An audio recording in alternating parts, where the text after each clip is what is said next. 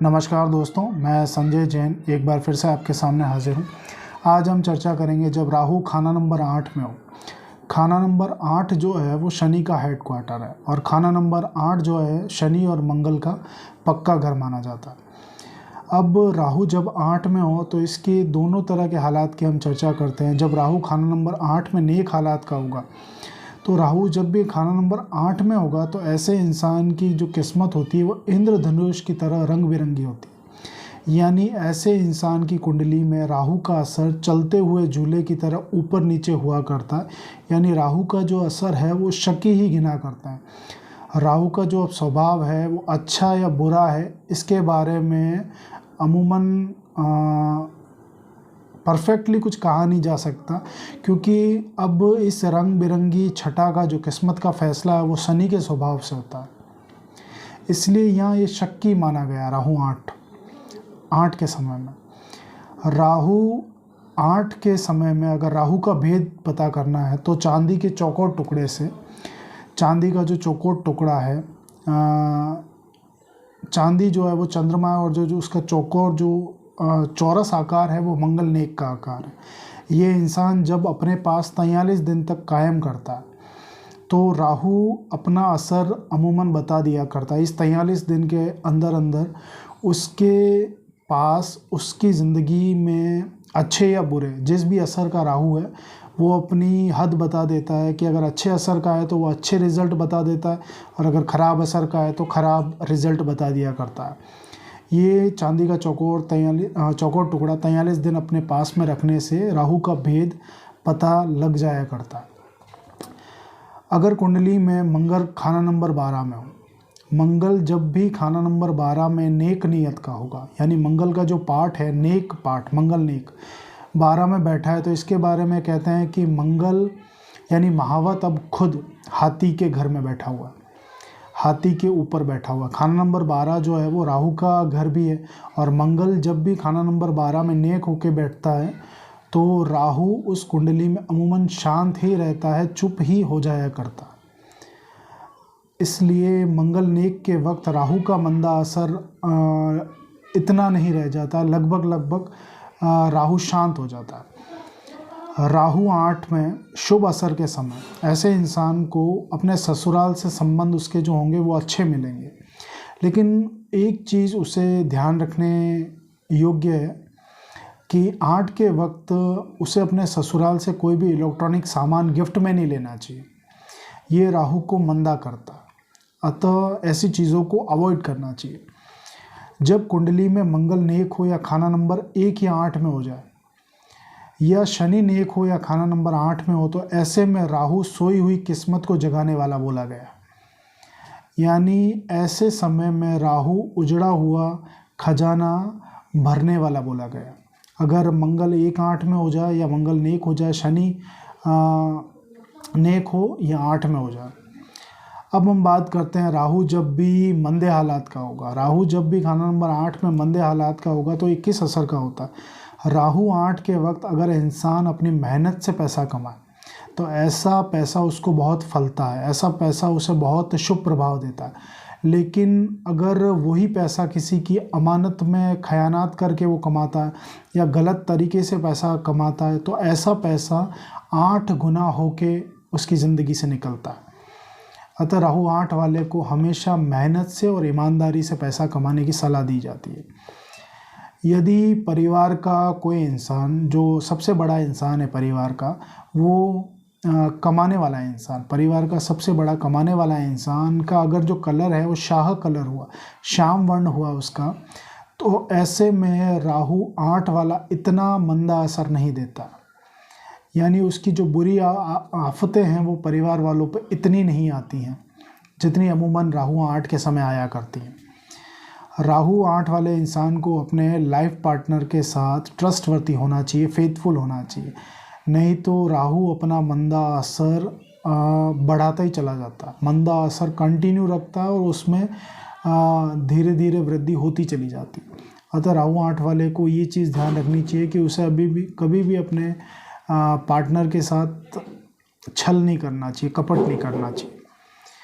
राहु 8 वाला इंसान अगर साउथ फेसिंग मकान में रह रहा या उसके दक्षिण की दीवार के साथ में कोई मिट्टी का चूल्हा जलता है, मिट्टी का चूल्हा है या अंगीठी है जिसमें कोयला या लकड़ी का ईंधन जलाया जा रहा है, तो ये जो कुंडली होगी ये मंगल बद्ध की कुंडली भी इसे कह सकते हैं।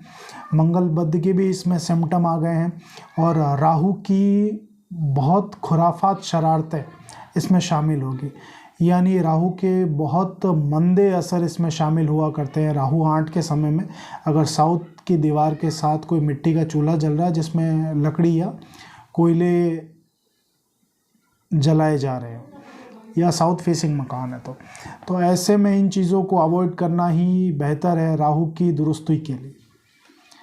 इसके अलावा राहु 8 में क्या अचानक दुर्घटनाएं करवा देता है, अचानक धोखे दिलवा देता है, कोर्ट कचहरी के मामले में, गबन के मामले में तहमत लगवा दिया करता है। तो ऐसे में राहु 8 वाले इंसान को अपने राहु की दुरुस्ती करनी चाहिए। राहु 8 वाला इंसान बीमार भी बहुत रहता है। वही जो चीज़ें जो 12 में मैंने बताई थी कि राहु खाना नंबर 12 में क्या क्या चीज़ें कर सकता है, वही चीज़ें काफ़ी हद तक राहु 8 में भी करता है। यानी 12 से काफ़ी हद तक 8 में वो ज़्यादा मंदे असर देता है। राहु 8 के वक्त अगर छत बदल दी जाए, उसी समय चंद्र जो होता है वो राहु के खिलाफ हो जाता है और राहु खुद अब शनि के खिलाफ हो जाता है। चाहे कुंडली में राहु कितना भी उच्च क्यों ना बैठा हो, लड़ाई झगड़े कोर्ट कचहरी में लंबे खर्चे होने का रास्ता तैयार हो जाता है। ये राहु 8 में छत बदलने के समय की निशानी है कि कोर्ट कचहरी में और लड़ाई झगड़ों में लंबे नुकसान होने का अंदेशा होता है या रास्ता तैयार हो जाता है। खराब हालात में राहु 8 के जब खराब हालात होते हैं तो ऐसा इंसान खुद को बहुत अकेला पाता है। ऐसे इंसान को ज़िंदगी में कोई सुनने वाला नहीं या मदद करने वाला कोई नहीं होता। ऐसा इंसान खुद को ही हौसला देने वाला माना गया, यानी वो खुद ही तसल्ली कर लिया करता है कि मेरे साथ कुछ अच्छा होगा। लेकिन राहु के टाइम फ्रेम में ये चीज़ें नहीं होती हैं।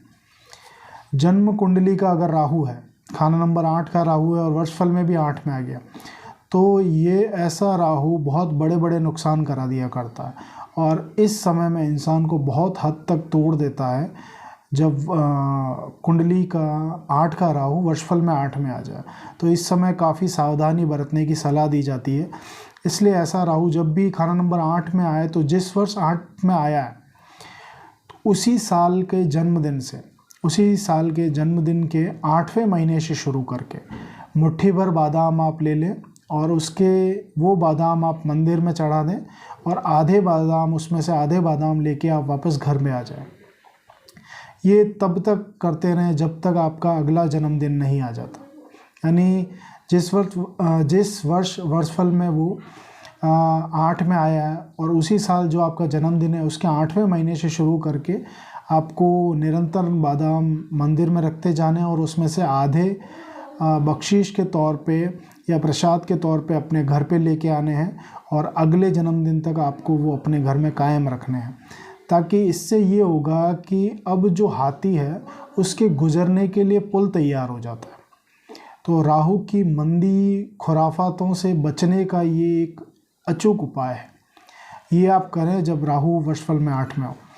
इसके अलावा जो राहु 8 की जो सबसे अच्छी रेमेडी करवाई जाती है, जो इंस्टेंट रिलीफ देती है, वो मैं आज आपके साथ शेयर करता हूँ कि खोटे सिक्के भी कौन से जो प्रचलन में नहीं है, मार्केट से बाहर हो गए हैं। ऐसे खोटे सिक्के जो ख़राब और मंदे किस्म के हों और जिनको ज़मीन पे डालते समय टकराने की आवाज़ नहीं आती, यानी वो बजते ना हो, तो ऐसे खोटे सिक्के आप ले लें और 8 खोटे सिक्के लेके आप शनिवार के दिन या बुधवार के दिन अपने सर से 7 बार उतार के चलते पानी में जल प्रवाह कर दें। जिस वर्ष राहु वर्षफल में 8 में आया हुआ है, कुंडली में खाना नंबर 8 का राहु वर्षफल में 8 में आया हो, तो 8 खोटे सिक्के आप जल प्रवाह करें अपने सर से 7 बार उतार के। इसके अलावा आप एक खोटा सिक्का 43 दिन तक निरंतर जल प्रवाह करके अपने सर से 7 बार उतार के जल प्रवाह करें। और अगर आपके यहाँ जल प्रवाह जैसी कोई फैसिलिटी नहीं है, आप मजबूर हैं कि आप ये उपाय नहीं कर सकते, किसी बड़ी सिटी में रहते हैं जहाँ प्रैक्टिकली पॉसिबल नहीं हो पाता कि दरिया में डाल दें, बहते पानी में डाल दें, तो आप एक काम करें कि 43 खोटे सिक्के लें, उनको एक ही दिन में एक एक करके अपने सर से 7 बार उतार के जल प्रवाह कर दें। तो ये भी सेम रिज़ल्ट देता है, क्योंकि आप उस समय मुश्किल में हैं, आपके पास कोई रास्ता नहीं है, तब भी ये रेमेडी काम करती है कि आप एक ही दिन में 43 सिक्के भी जल प्रवाह कर सकते हैं। एक एक करके करना है, एक एक करके उनको 7 बार अपने ऊपर से उतार के फिर उसके बाद एक एक करके दरिया में डालते जाना। ये उस केस में है जब आप 43 दिन तक करने के लिए आपके पास कोई साधन ना हो, आपका मजबूर हो, कर ना पाएँ, तब उस केस में आप इस उपाय को कर सकते हैं। और जल प्रवाह करते समय अब एक जो मोस्ट इम्पॉर्टेंट चीज़ मैं आपको बता रहा हूँ कि जल प्रवाह करते समय सबसे पहले कुंडली किसी विशेषज्ञ को दिखा लें, दुरुस्ती कर लें कि जल प्रवाह करने से उसमें अगर वर्षफल में कोई वर्षफल उसकी इजाज़त दे रहा है कि नहीं दे रहा है। मान लीजिए फॉर एग्ज़ाम्पल सूर्य वर्षफल में खाना नंबर 5 में आया हुआ, तो ऐसे समय में आप इस उपाय को अवॉइड करें। इस उपाय को फिर आप चंद्रमा के घर से इसकी मदद ना लें, या फिर आप खाना नंबर 4 में कोई शत्रु प्लैनेट है राहु का, तब भी इस उपाय को अवॉइड किया जाए। उस केस में हमें ये देखना पड़ेगा, इसका कोई अल्टरनेट हमें जो उपाय है वो देखना पड़ेगा कि अगर हम 4 से मदद नहीं ले पा रहे हैं तो फिर खाना नंबर 2 से हमें किस तरह से मदद ली जा सकती है, वो इस केस में हमें देखना पड़ेगा। इसके अलावा अगर मंगल बुध की कुंडली है तो 42 वर्ष तक ससुराल के जो सुख हैं वो कम रहेंगे राहु 8 के समय में। ऐसे इंसान को बिजली के सामान रिपेयरिंग वाले बिज़नेस नहीं करने चाहिए, इन्हें अवॉइड करने चाहिए। जो राहु से रिलेटेड बिजनेसेस हैं उन्हें अवॉइड करना चाहिए। अपने घर की दहलीज अगर उत्तम रखें, अपनी दहलीज टूटी हुई ना हो, उसकी दुरुस्ती करवा लें, तो नसीब जो है वो उतना ही उत्तम रहा करता है।